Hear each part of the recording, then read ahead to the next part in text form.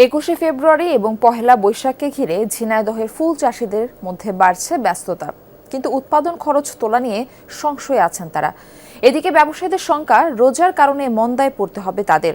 উৎসবের দিনক্ষণ দরজায় করা নাড়লেও পাইকারদের তেমন দেখা মিলছে না, অথচ গেলবারেও এই মৌসুমে চাহিদা অনুযায়ী যোগান দিতে হিমশিম খেতে হয়েছে তাদের। ঝিনাইদহ ফুলের রাজধানী হিসেবে পরিচিতি পেয়েছে দক্ষিণ পশ্চিমাঞ্চলের এই জেলাটি। বিস্তীর্ণ মাঠ এখন ছেয়ে গেছে গাঁদা, গোলাপ আর রজনীগন্ধার মায়াবী রঙে। সামনে আন্তর্জাতিক মাতৃভাষা দিবস আর পহেলা বৈশাখ, অথচ উৎসবের এই মৌসুমেও ঝিনাইদহের ফুল চাষিরা এখন দুশ্চিন্তায়। বছরের এই সময়টাতে ফুলের বাজার থাকে রমরমা, কিন্তু এবারের হিসাবটা কিছুটা ভিন্ন। জাতীয় নির্বাচনের ডামাডোলের কারণে ভ্যালেন্টাইন ডেতেও আশানুরূপ ব্যবসা হয়নি। রোজার মধ্যেই 21 ফেব্রুয়ারি, তাই ফুলের চাহিদা ও দাম নিয়ে সংশয়ে আছেন ব্যবসায়ীরা। চাষিদের দুশ্চিন্তা, উৎপাদন খরচ উঠবে তো।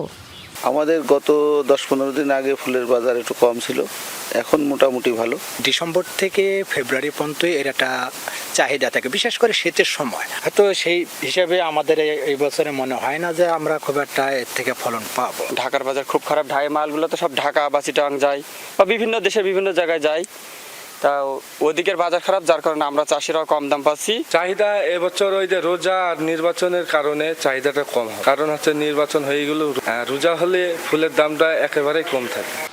বাজারে এক ঝম্পা গাঁদা ফুল বিক্রি হচ্ছে 300 টাকায়, আর প্রতি পিস গোলাপ বিক্রি হচ্ছে 8 থেকে 10 টাকায়। রজনীগন্ধার স্টিক মিলছে 25 টাকায়। সরবরাহ বাড়লেও ন্যায্য দাম না পেলে বড় ধরনের লোকসানের মুখে পড়বেন এই অঞ্চলের হাজারো ফুল চাষিরা। গত বছর ভ্যালেন্টাইন ডে, মাতৃভাষা দিবস ও পহেলা বৈশাখে 5 কোটি টাকার ফুল বিক্রি হয়েছিল। এবার তা অর্ধেকে নেমে আসতে পারে। গত বছরের তুলনায় এবছরে ফুল চাষের আবাদ বৃদ্ধি পেয়েছে। আমরা কৃষি সম্প্রসারণ অধিদপ্তরের পক্ষ থেকে ফুল চাষী কৃষক ভাইদের কারিগরি পরামর্শ প্রদান করে আসছি। ফুল চাষের মাধ্যমে এ জেলায় নতুন নতুন উদ্যোক্তাও তৈরি হচ্ছেন, নতুন কৃষকরা ফুল চাষে আগ্রহী হচ্ছেন। এবছর জেলায় ফুলের চাষ হয়েছে 489 হেক্টর জমিতে। গত বছরে চাষ হয়েছিল 398 হেক্টর জমিতে।